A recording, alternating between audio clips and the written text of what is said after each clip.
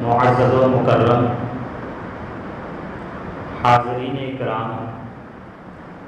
السلام علیکم ورحمۃ اللہ تعالی وبرکاتہ۔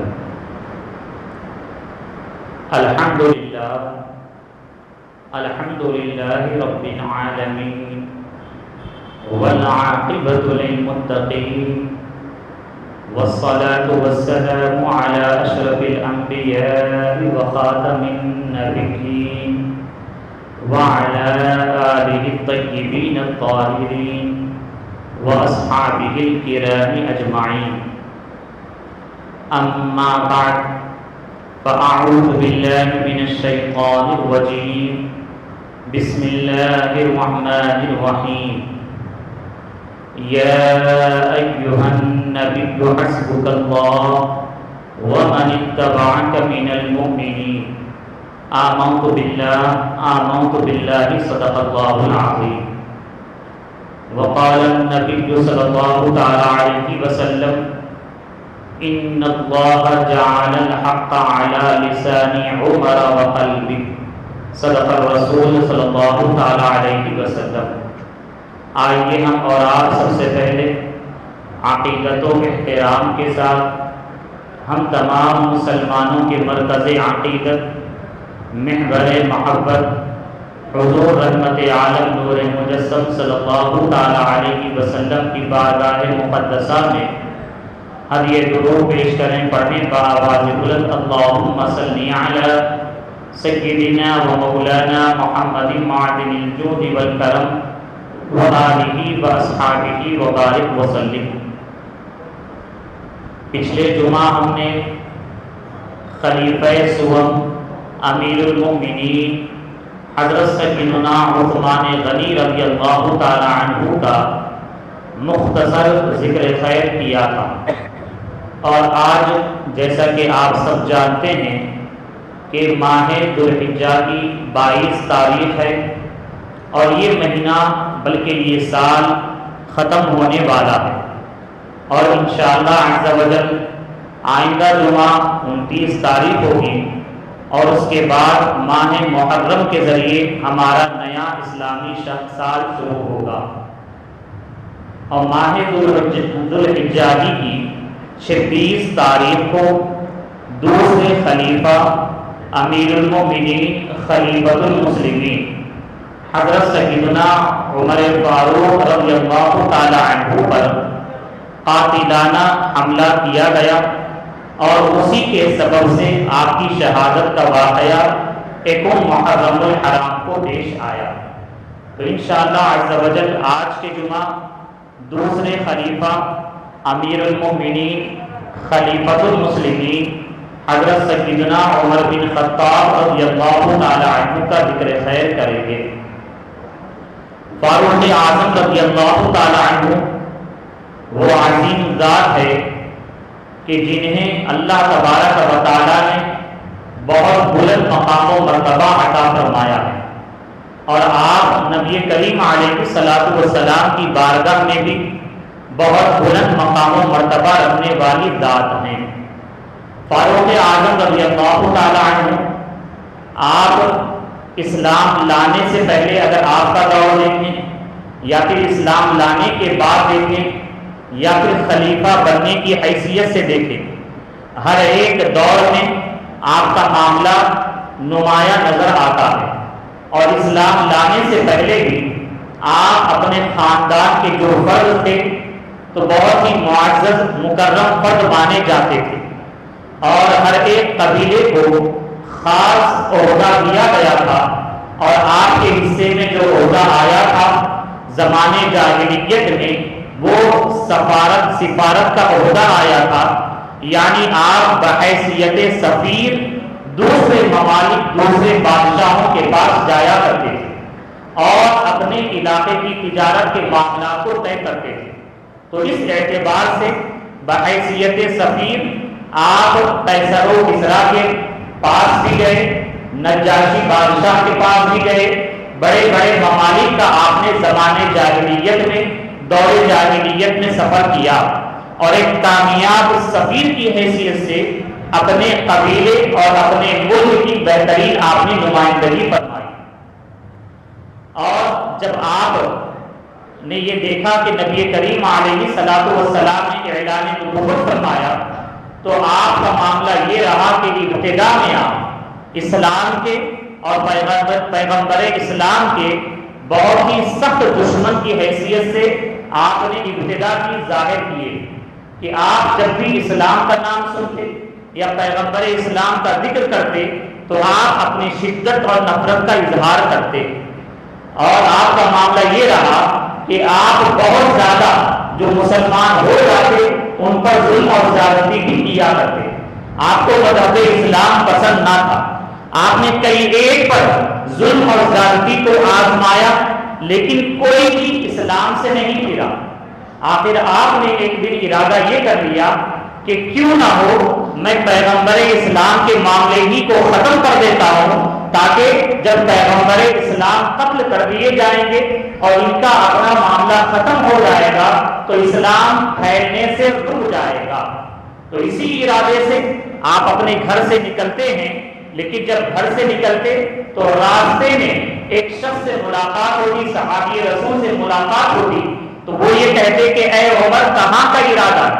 تو عمر رضی اللہ تعالیٰ عنہ جو ابھی اسلام لے کر نہیں آئے وہ یہ کہتے کہ میرا ارادہ یہ ہے کہ میں تمہارے نبی کا قتل کر دوں۔ تو وہ صحابی رسول یہ کہتے کہ پہلے تم جا کر اپنے گھر کی تو خبر لو۔ تو کہا جاتا کہ آپ کے بہن اور بہنوئی یہ دونوں فاطمہ بنت خطاب اور سعید ابن زید یہ دونوں جو ہے اسلام قبول کر چکے۔ جیسے ہی آپ یہ سنتے تو آپ کو غصہ آ جاتا، آپ فوراً اپنے رخ کو بدل دیتے اور اپنے بہن اور بہنوئی کے گھر چلے جاتے، اور جب وہاں جاتے تو وہاں جانے کے بعد اپنی بہن سے ملاقات کرتے پوچھتے کہ تم لوگ آخر کیا پڑھ رہے تھے؟ تو وہ قرآن عظیم کی تلاوت کرتی رہتی، تو وہ یہ کہتی کہ ہم مقدس کلام اللہ کی تلاوت کر رہے تھے۔ تو یہ بہت زیادہ غصہ ہو جاتے، ناراض ہو جاتے اور پوچھتے کہ کیا تم نے دین اسلام کو قبول کر لیا؟ وہ اقرار کرتی تو آپ جو ہے پھر ان کے اوپر ظلم اور زیادتی شروع کر دیتے اور اپنی بہن کو اتنا مارتے کہ ان کے جسم سے خون بہنے لگتا، اور بہنوئی پر بھی ہاتھ اٹھا دیتے، یہاں تک کہ جب دیکھتے کہ بہن پر میں نے اتنا ظلم کیا، زیادتی کی اور خون بھی نکل رہا ہے، اس کے باوجود یہ اپنے اسلام پر مذہب پر ڈٹی ہوئی۔ آخر یہ کیسا مذہب ہے کہ اتنا مار کھانے کے باوجود بھی یہ اسلام کو چھوڑنا نہیں چاہتے؟ تو آخر عمر بن خطاب کے دل میں یہ بات آتی کہ چلو میں بھی اس کتاب کو سن کر دیکھتا ہوں آخر اس میں کیا پیغام ہے۔ تو آپ اس بات کا اظہار کرتے کہ اے بہن مجھے بھی اس کتاب کو پڑھنے دو اور اسے بھی پڑھ کر مجھے سناؤ۔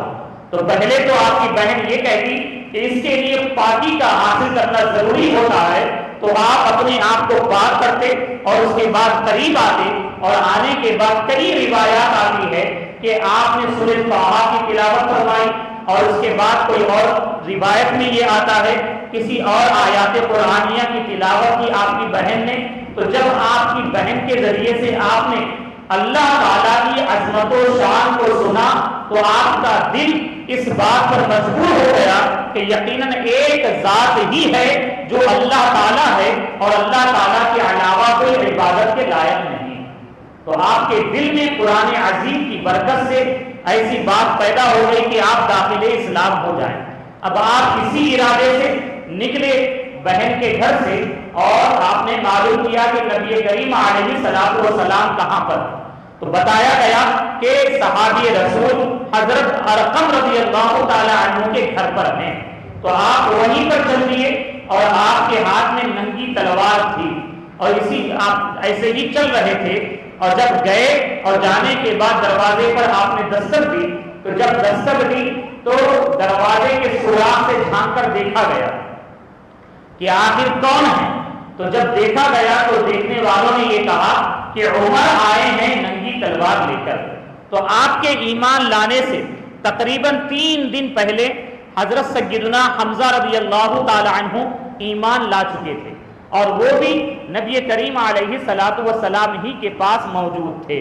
اور دیکھنے والے نے کہا کہ عمر آئے ہیں اور ننگی تلوار ہاتھ میں ہے، ہو سکتا ہے ان کا برا ارادہ ہو۔ تو سید الشہداء حمزہ رضی اللہ تعالی عنہ فرماتے ہیں کہ دروازہ کھول دو، عمر کو آنے دو، اگر اس کا ارادہ خیر ہے، اچھا ہے، تب تو اچھی بات ہے، اور اگر اس کا ارادہ خیر نہیں ہے، بھلا نہیں ہے، تو پھر ہم خود اس کی تلوار سے اس کی گردن کو اڑا دیں۔ دروازہ کھول دیا جاتا، عمر فاروق رضی اللہ تعالی عنہ اندر داخل ہوتے، اور داخل ہونے کے ساتھ نبی کریم علیہ الصلوۃ والسلام کے قریب آتے اور سرکار علیہ الصلوۃ والسلام دیکھتے اور دیکھ کر کہتے کہ اے عمر کیا بات ہے؟ تو فاروق اعظم یہ کہتے کہ یا رسول اللہ علیہ الصلوۃ والسلام، میں اسلام قبول کرنے کے لیے حاضر ہوا۔ تو جیسے ہی آپ یہ کہتے، نبی کریم علیہ الصلوۃ والسلام بھی خوشی کا اظہار فرماتے اور نعرہ تکبیر کو بلند فرماتے، اور تمام صحابہ کرام اس نعرہ تکبیر کا جواب دیتے، اور ہر ایک کے پاس خوشی ہی خوشی حاصل ہو جاتی۔ تو اس طریقے سے فاروق اعظم رضی اللہ تعالی عنہ داخل اسلام ہوتے، اور یہی واقعہ آپ کے اسلام قبول کرنے کا ہے۔ لیکن آپ یہ دیکھیں کہ سیرت نگاروں نے یہ لکھا ہے کہ جب صحابہ کرام پر ظلم اور زیادتی بڑھ گئی، مسلمانوں پر زیادتی کرنے لگے، تو اس موقع پر کچھ صحابہ کرام، کچھ مسلمان حبشہ کی جانب ہجرت کر گئے، یہاں تک کہ ابو بکر صدیق رضی اللہ تعالی عنہ نے بھی ہجرت کا ارادہ فرمایا، لیکن پھر کسی سبب کی وجہ سے آپ ہجرت نہ کیے۔ تو اس موقع پر نبی کریم علیہ الصلوۃ والسلام نے اللہ تعالیٰ کی بارگاہ میں دعا کی تھی کہ اے اللہ تبارک و تعالیٰ، ان دو شخصوں میں سے جو تیرے نزدیک زیادہ محبوب ہے، جو تیرے نزدیک محبوب ہے، اس کے ذریعے سے اسلام کو عزت عطا فرما۔ کون دو نام لیے نبی کریم علیہ الصلوۃ والسلام کہ آپ نے ایک نام ابو جہل کا لیا اور دوسرا نام عمر بن خطاب کا لیا۔ تو یہاں پر جب آپ نے دعا کی تو ایک روایت میں تو یہ آتا ہے کہ سرکار نے فرمایا کہ ان دو میں سے اے اللہ تعالیٰ جو محبوب ہے اس کے ذریعے سے اسلام کو عزت عطا فرما، اور ایک روایت میں تو یہ آتا ہے کہ اللہم اعز الاسلام بعمر بن خطاب خاصہ، کہ اے اللہ تبارک و تعالیٰ عمر بن خطاب کے ذریعے خاص کر اسلام کو عزت عطا فرما۔ تو سرکار کا دل بھی عمر بن خطاب ہی کی جانب مائل رہا، اور دوسری دعا کے مطابق اللہ تعالیٰ کے جو محبوب ہیں وہ فاروق اعظم ہے کہ آپ نے دعا فرمائی، اس کے فوراً بعد نبی کریم علیہ الصلوۃ والسلام کی بارگاہ میں فاروق اعظم حاضر ہوئے اور داخل اسلام ہوئے۔ اور یہی وجہ ہے آپ کو مراد رسول کہا جاتا ہے کہ ہمارے رسول کی مراد یہ فاروق اعظم رضی اللہ تعالی عنہ ہے۔ اور پھر فاروق اعظم رضی اللہ تعالی عنہ کے بہت سارے القابات ہیں، ان میں سے ایک لقب فاروق بھی ہے۔ فاروق کا معنی اور مطلب کیا ہے؟ تو الفارق بین الحق والباطل، کہ حق اور باطل کے درمیان میں فرق اور امتیاز کرنے والی ذات یہ فاروق اعظم رضی اللہ تعالی عنہ کی۔ آپ جب داخل اسلام ہوئے تو عبداللہ ابن مسعود رضی اللہ تعالی عنہ جو ایک عظیم صحابی رسول ہیں،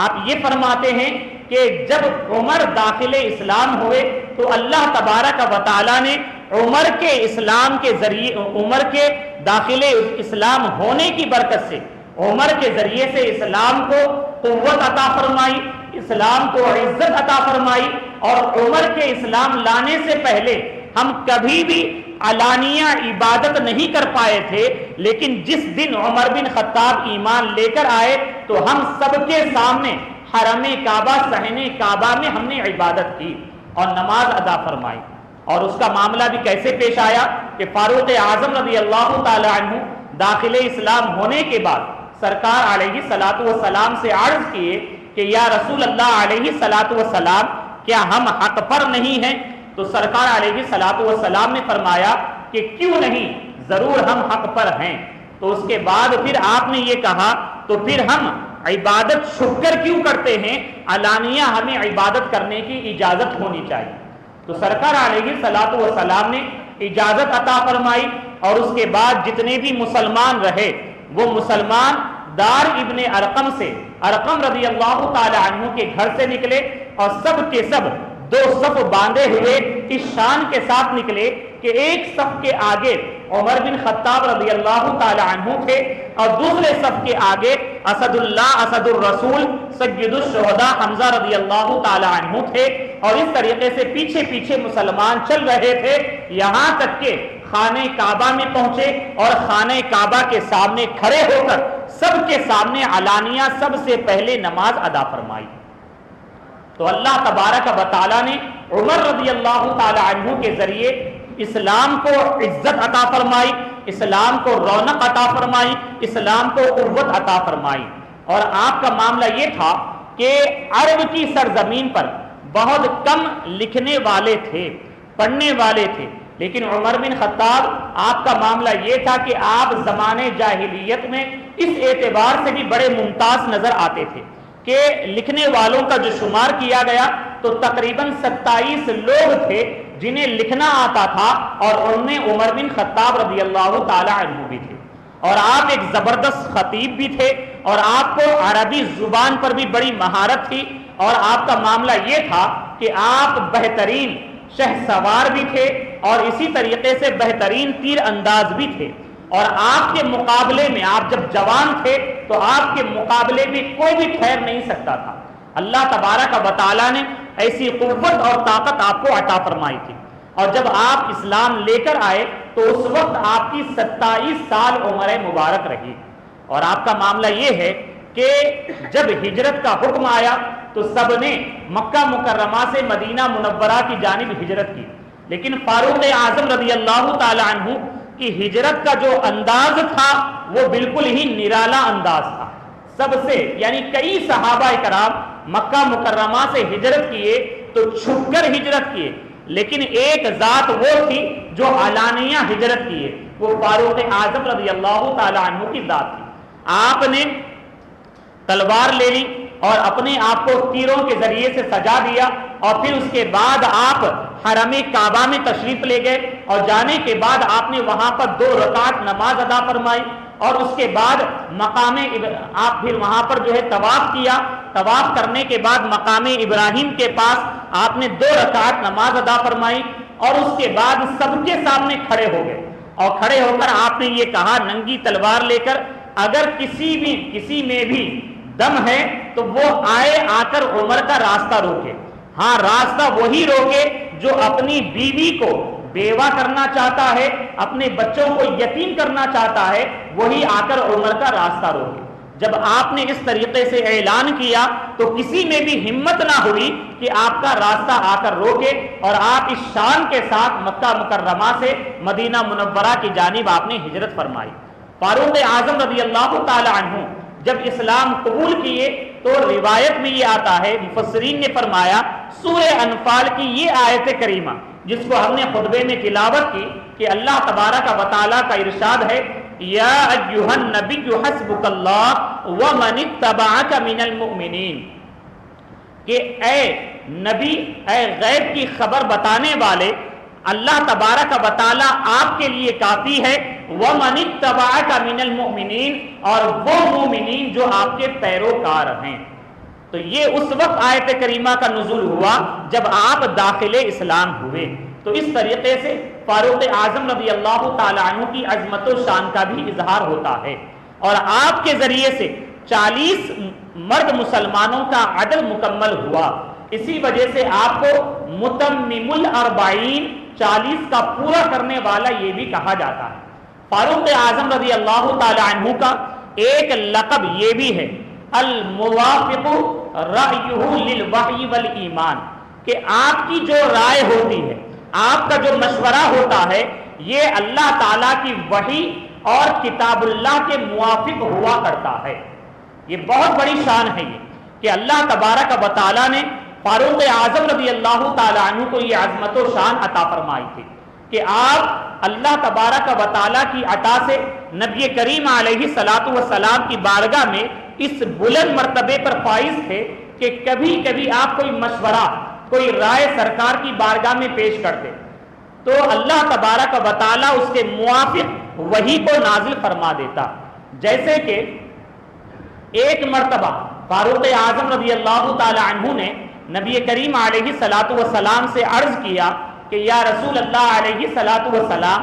آپ کے پاس اچھے لوگ بھی آتے ہیں، برے لوگ بھی آتے ہیں، اور کئی طرح کے لوگ آپ کے پاس آتے ہیں، تو بہتر یہ ہے کہ آپ کی ازواج مطہرات ان سے جو ہے پردہ کیا کریں۔ تو جب آپ نے اس مشورے کو، رائے کو پیش کیا، اللہ تبارک و تعالیٰ نے اسے قبول فرمایا اور آیت پردہ کی آیت کو نازل فرمایا، اور یہ حکم دیا کہ اے نبی، آپ اپنی بیویوں اور اپنی بیٹیوں اور مومنہ عورتوں سے حکم دے دیں کہ وہ اپنے چہرے کا پردہ کیا کریں۔ تو اس طریقے سے پردے کی جو آیات کا نزول ہوا اور حکم شرع کا جو نزول ہوا، یہ فاروق اعظم رضی اللہ تعالی عنہ کی رائے ہے، جس کو اللہ تبارک و تعالیٰ نے پسند فرمایا اور اس کے مطابق وحی کو نازل فرمایا۔ اور اسی طریقے سے ایک مثال سماعت کریں کہ ہم اور آپ مقام ابراہیم پر 2 رکعت نماز ادا کرتے ہیں۔ جب طواف کر لیتے ہیں، عمرہ یا حج کرتے ہیں، تو اس موقع پر 2 رکعت مقام ابراہیم پر نماز ادا کرنا ہے۔ تو اس کے بارے میں بھی ایک مرتبہ فاروق اعظم رضی اللہ تعالی عنہ نے بارگاہ رسول میں عرض کیا کہ یا رسول اللہ، اگر مقام ابراہیم کو مصلی، نماز کی جگہ بنا دی جاتی تو اچھا ہوتا۔ تو آپ نے یہ کہا، اللہ تبارک و تعالیٰ نے قرآن عظیم کی اس آیت کو نازل فرما دیا کہ وَاتَّخِذُوا مِن مَّقَامِ إِبْرَاهِيمَ مُصَلًّى، کہ تم ابراہیم کے کھڑے ہونے کی جگہ کو مصلی بنا لو۔ تو یہ بھی فاروق اعظم رضی اللہ تعالی عنہ کا لقب ہے، اور مطلب یہی ہے کہ اللہ تعالیٰ کی بارگاہ میں آپ کا مقام و مرتبہ بہت بلند ہے کہ آپ کے رائے اور آپ کے مشورے کے مطابق اللہ تعالیٰ نے کئی آیات کو نازل فرمایا، اور خاتم الحفاظ علامہ جلال الدین سیوطی علیہ الرحمہ آپ تحریر فرماتے ہیں تقریباً 18 سے 20 آیات کریمہ کا نزول آپ کے رائے کے موافق ہوا ہے۔ تو یہ بھی فاروق اعظم رضی اللہ تعالی عنہ کی شان ہے۔ اور پھر آپ کی زبان مبارک کا معاملہ اس قدر اعلیٰ ہے کہ اللہ تبارک و تعالیٰ نے آپ کی زبان پر حق کو جاری فرما دیا۔ نبی کریم علیہ الصلوۃ والسلام نے ارشاد فرمایا کہ ان اللہ جعل الحق علی لسان عمر وقلبہ، کہ بے شک اللہ تعالیٰ نے عمر کی زبان اور اس کے دل پر حق کو جاری فرما دیا۔ مطلب یہ ہے کہ عمر رضی اللہ تعالی عنہ جب بھی کچھ فرماتے ہیں اور آپ کے دل میں کوئی بات آتی ہے تو وہ ناحق نہیں ہوتی بلکہ وہ حق بات ہوا کرتی ہے۔ اور مولا علی رضی اللہ تعالی عنہ سے تو روایت یہ ہے کہ آپ کے زبان پر سکینہ جاری تھا۔ سکینہ تھا یعنی مطلب یہ ہے کہ ایک خاص فرشتہ ہے جو ہمیشہ حق کی آپ کو دعوت دیا کرتا ہے، اور کبھی بھی آپ ناحق بات نہیں بولتے۔ اور آپ کی عظمت و شان کا معاملہ یہ ہے کہ آپ کے بارے میں نبی کریم علیہ الصلوۃ والسلام نے یہ فرمایا کہ جس راستے سے عمر گزر جائیں اس راستے سے شیطان نہیں گزرتا ہے، بلکہ اگر شیطان اس راستے سے آتا ہے اور عمر اس راستے سے گزرتے رہتے تو شیطان اپنا راستہ بدل لیتا ہے فاروق اعظم رضی اللہ تعالی عنہ کی جلال اور ہیبت کی وجہ سے۔ یہ فاروق اعظم رضی اللہ تعالی عنہ کی عظمت و شان ہے۔ اور آپ دین کے اعتبار سے ہو، علم کے اعتبار سے ہو، یا پھر نبی کریم علیہ الصلوۃ والسلام سے محبت کرنے کے اعتبار سے ہو، ہر ایک اعتبار سے بارگاہ رسول علیہ الصلوۃ والسلام میں بلند مقام و مرتبہ رکھنے والے ہیں۔ اور فاروق اعظم رضی اللہ تعالی عنہ سرکار علیہ الصلوۃ والسلام کے ساتھ تمام غزوات میں شرکت کرتے رہے، اور نبی کریم علیہ الصلوۃ والسلام ہمیشہ آپ سے راضی رہے۔ اور پھر خلیفہ اول ابو بکر صدیق رضی اللہ تعالی عنہ جب خلیفہ بنے تو آپ کے خلیفہ بننے پر فاروق اعظم رضی اللہ تعالی عنہ ایک بہترین مشیر کی حیثیت سے آپ کے ساتھ رہے، اور ابو بکر صدیق رضی اللہ تعالی عنہ بھی ہمیشہ کئی ایک معاملات میں فاروق اعظم رضی اللہ تعالی عنہ سے مشورہ لیتے اور آپ کے مشوروں کو قبول فرمایا کرتے، اور ہمیشہ فاروق اعظم رضی اللہ تعالی عنہ ساتھ دیتے۔ اور جب خلیفہ اول ابو بکر صدیق رضی اللہ تعالی عنہ کے وصال کا وقت آیا تو اس موقع پر آپ کی نظر انتخاب جو رہی خلیفہ کے اعتبار سے، تو آپ نے جس کا انتخاب فرمایا وہ امیر المؤمنین فاروق اعظم رضی اللہ تعالی عنہ ہیں۔ حالانکہ کئی ایک صحابہ کرام نے یہ کہا کہ آپ کے مزاج میں شدت ہے، لیکن معاملہ یہ ہے کہ آپ کی سختی یقیناً رہی، لیکن کس معاملے میں رہی؟ تو وہ نبی کریم علیہ الصلوۃ والسلام نے خود یہ فرمایا ہے کہ میری امت میں ابو بکر سب سے زیادہ نرم مزاج اور نرم دل ہیں، اور فاروق یہ سب سے زیادہ سخت ہیں۔ مطلب کس اعتبار سے؟ دین کے اعتبار سے سخت ہیں، یعنی آپ خود بھی دین پر عمل کرتے ہیں اور دوسروں کو دین پر عمل کرنے کے سلسلے میں، عمل کرانے کے سلسلے میں آپ سخت ہیں، اور کوئی بھی دین مصطفیٰ کے خلاف آپ برداشت نہیں کرتے بات، کوئی معاملے کو پسند نہ فرماتے، اور آپ کا یہی ہمیشہ طریقہ رہا ہے۔ تو خلیفہ اول ابو بکر صدیق رضی اللہ تعالی عنہ نے آپ کا انتخاب خلیفہ کی حیثیت سے فرمایا، اور پھر خلیفہ اول ابو بکر صدیق رضی اللہ تعالی عنہ کئی ایک صحابہ سے مشورہ بھی لیے، اور کئی صحابہ کرام کی رائے آپ ہی کی موافقت میں رہی۔ پھر آخر میں خلیفہ اول ابو بکر صدیق رضی اللہ تعالی عنہ سے کسی نے کہا کہ آپ عمر کو ہم پر خلیفہ مقرر کر کے جائیں گے تو اللہ تعالیٰ کی بارگاہ میں کیا جواب دیں گے؟ تو آپ نے یہ فرمایا کہ میں یہی کہوں گا کہ روئے زمین پر اللہ تعالیٰ کی بارگاہ میں جو سب سے زیادہ محبوب بندہ ہے وہ عمر ہے، اور اسی کا میں نے انتخاب کیا ہے۔ تو اس اعتبار سے خلیفہ اول عمر فاروق رضی اللہ تعالیٰ عنہ کا انتخاب فرماتے، اور آپ جب خلیفہ بنتے تو معاملہ یہ ہے کہ بہت ساری فتوحات آپ کی دور خلافت میں ہوا کرتی ہیں، اور دور دور تک مذہب اسلام پھیلتا، تقریباً کئی 1,00,000 مربع میل تک مذہب اسلام کے پرچم کو آپ لہرا دیتے، اور آپ کا خاص معاملہ یہ رہا کہ جہاں جہاں اسلام پہنچتا وہاں پر تعلیمات اسلام کو بھی پہنچاتے، اخلاق مصطفیٰ کو بھی پہنچاتے، اور صحیح طور پر نظام اسلام کو وہاں پر آپ جاری فرماتے۔ ایسا نہیں ہے کہ بس آپ کی فتوحات ہوتے رہی اور آپ آگے بڑھتے رہے اور پیچھے کے جو علاقے ہیں وہاں پر ظلم اور زیادتی کا راج ہو گیا، ایسا نہیں، بلکہ الحمدللہ جہاں جہاں آپ نے اسلام کو پہنچایا وہاں پر آپ کے ذریعے سے بہت ہی بہتر انداز میں اسلام پر لوگ عمل کرنے لگے، اسلام کو لوگ جاننے لگے، اور نظام عدل و انصاف عام سے عام تر ہوتا گیا۔ اور فاروق اعظم رضی اللہ تعالی عنہ عشق رسول کے اعتبار سے بھی بہت ہی اعلیٰ منزل پر فائز رہے، اور خلافت بھی جب آپ نے خلافت کی ذمہ داری کو جب آپ نے سنبھالا تو یہاں پر بھی آپ کی خاص جو بات رہی وہ یہی رہی کہ آپ بھی دین اسلام پر سختی کے ساتھ عمل پیرا رہے، اور آپ نے یہی کوشش کی کہ لوگوں تک صحیح دین اسلام پہنچتا رہے۔ ایک مرتبہ 2 شخص آپ کے پاس آتے اور ان کے ہاتھوں میں سونے کی انگوٹھی ہوتی یا لوہے کی ہوتی، یہ 2 لوگ آتے اور آ کر آپ سے ملاقات کرتے تو فاروق اعظم رضی اللہ تعالی عنہ انہیں دیکھتے، اور دیکھنے کے بعد ان کے ہاتھوں پر نظر پڑتی، اور جب نظر پڑتی تو آپ ناراضگی کے ساتھ یہ پوچھتے کہ کیا تم نے سونے کی انگوٹھیاں پہنی ہیں؟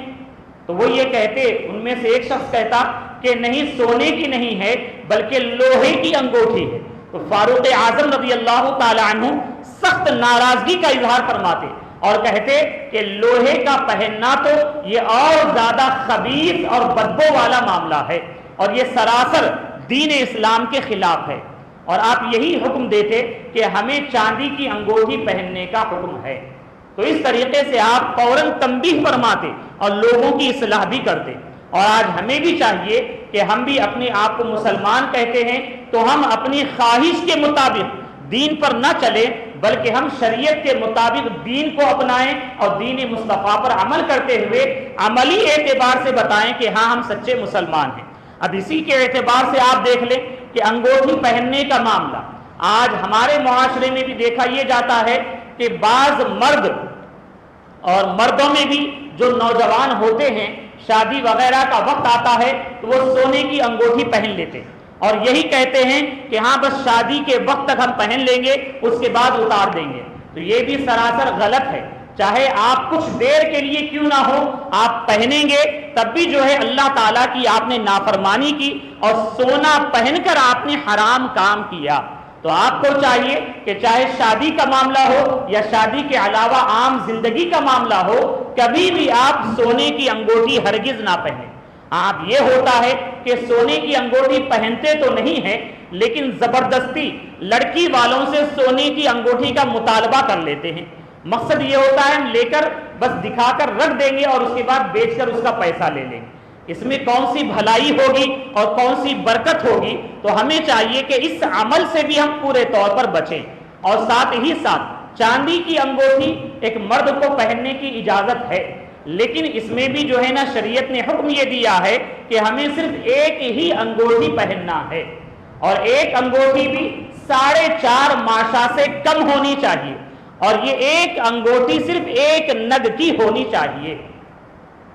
لیکن اب دیکھا یہ جاتا ہے کہ بہت سارے مرد حضرات ایک نہیں 2 3 4 پہن لیتے ہیں،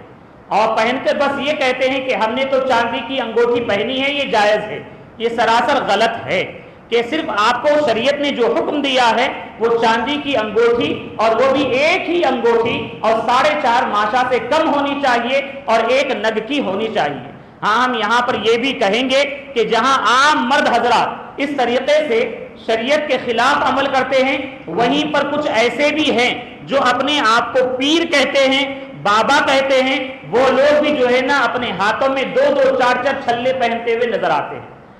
یاد رکھیے چاہے کوئی بھی ہو، شریعت کا حکم جو ہے ہر ایک پر نافذ ہوتا ہے، چاہے عالم ہو، چاہے مفتی ہو، چاہے پیر ہو، چاہے کوئی بھی ہو. تو ہر ایک کے لیے حکم یہی ہے کہ مرد ہے تو اسے چاہیے کہ وہ چاندی کی ایک انگوٹھی پہنے، اور وہ بھی 4.5 ماشا سے کم کی ہو، اور ساتھ ہی ساتھ صرف ایک ہی نگ کی ہونی چاہیے. اور اس کے علاوہ یہ بھی سن لیجئے، کئی لوگوں کے ہاتھوں میں کڑا بھی دیکھا جاتا ہے، چاندی کا کڑا ہوتا ہے، کسی کے پاؤں میں کوئی اور کڑا ہوتا ہے. تو یہ تمام چیزوں سے بھی مرد کو بچنے ہی کا حکم ہے. کسی بھی طریقے سے کوئی بھی زیور پہننے کا حکم نہیں ہے، چاہے کڑے کے نام پر ہو، چاہے کسی بھی نام پر ہو، زنجیر کے نام پر ہو، گلے میں پہننے والی چین ہو یا کچھ بھی ہو، صرف ایک انگوٹھی 4.5 ماشا سے کم ہونی چاہیے، اتنا ہی پہننے کا حکم ہے. تو فاروق اعظم رضی اللہ تعالی عنہ ہمیشہ لوگوں کی اصلاح فرماتے، اور آپ کا معاملہ یہ ہے کہ آپ اس قدر عظیم خلیفہ ہیں، تقریباً آدھی دنیا تک آپ نے سلطنت اسلامیہ کو پہنچا دیا ہے، لیکن اس کے باوجود خوف خدا کا معاملہ آپ کا یہ ہے کہ آپ ہمیشہ اللہ تبارک و تعالیٰ کا خوف اپنے دل میں رکھا کرتے تھے.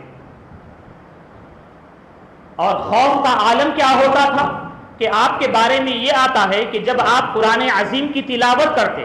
اور اللہ تعالیٰ کے عذاب کا ذکر پڑھ لیتے تو آپ کئی دن تک آپ رویا کرتے تھے،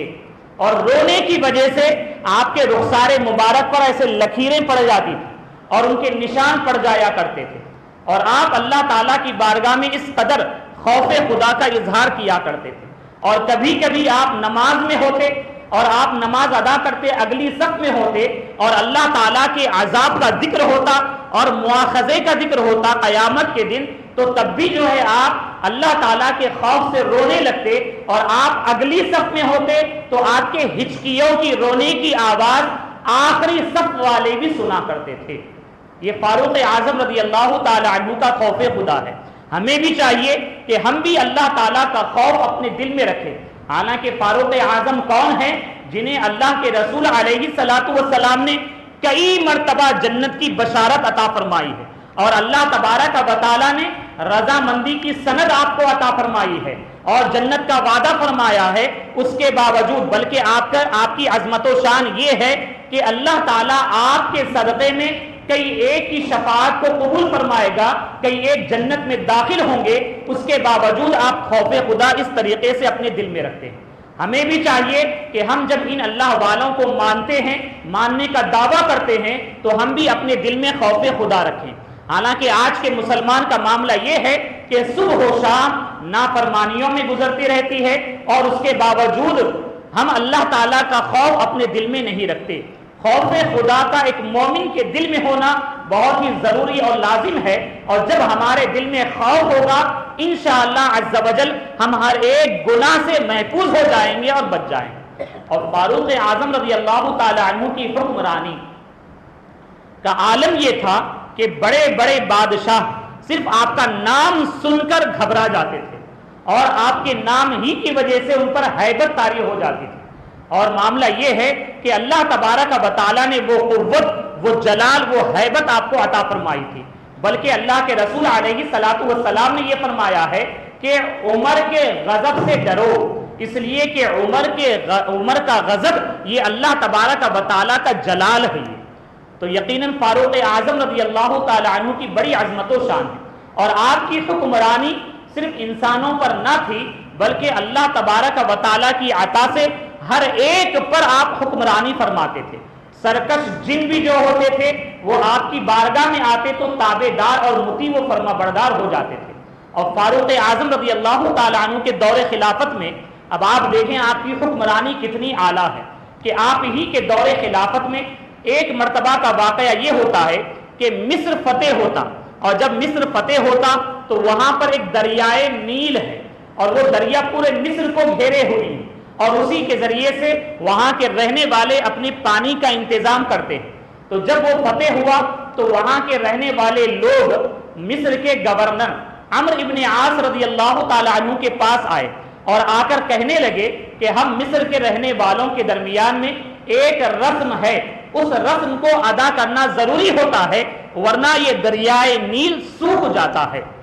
یہ سوکھا پڑ جاتا ہے اور ہم پانی کے لیے ترس جاتے ہیں۔ تو آپ صحابی رسول ہوتے پوچھتے کہ کیا رسم ہے؟ تو وہ مصر کے رہنے والے یہ کہتے کہ ہر سال ایک کنواری لڑکی کو ہم اس کے والد کی اجازت سے بناؤ سنگار کر کے تیار کرتے ہیں اور دریائے نیل میں چھوڑ دیتے ہیں، اور جب چھوڑ دیا جاتا تو پانی جو ہے بڑی تیزی کے ساتھ پھر آ جاتا ہے، اور اگر ہم اس رسم پر عمل نہ کریں تو پھر ہوتا یہ ہے کہ پانی جو ہے دھیرے دھیرے کم ہوتا جاتا۔ عمرو ابن عاص رضی اللہ تعالی عنہ صحابی رسول ہیں، تو آپ جیسے ہی سنتے آپ یہ فرماتے کہ اسلام اس کی اجازت نہیں دیتا کہ کسی کو ناحق جو ہے اس کی جان اس طریقے سے بلا وجہ کی رسم و رواج کے نام پر لے لی جائے۔ تو آپ منع کر دیتے، چند دن گزرتے تو پانی کم ہوتا جاتا، اور لوگ پریشانی کا اظہار گورنر مصر کے پاس پیش کرتے، تو آپ ایک خط لکھتے امیر المؤمنین فاروق اعظم رضی اللہ تعالی عنہ کی بارگاہ میں، اور سارے واقعے کو بیان کرتے۔ فاروق اعظم رضی اللہ تعالی عنہ جب یہ پڑھنے کے بعد یہی فرماتے کہ اے عمرو ابن عاص، تم نے جو کہا جو کیا یقیناً وہی حق ہے، اور اس کے بعد آپ یہ فرماتے کہ میں نے ایک خط دریائے نیل کے نام سے لکھ دیا ہے۔ سبحان اللہ، کس کے نام سے؟ دریائے نیل کے نام سے، حالانکہ یہ دریا ہے،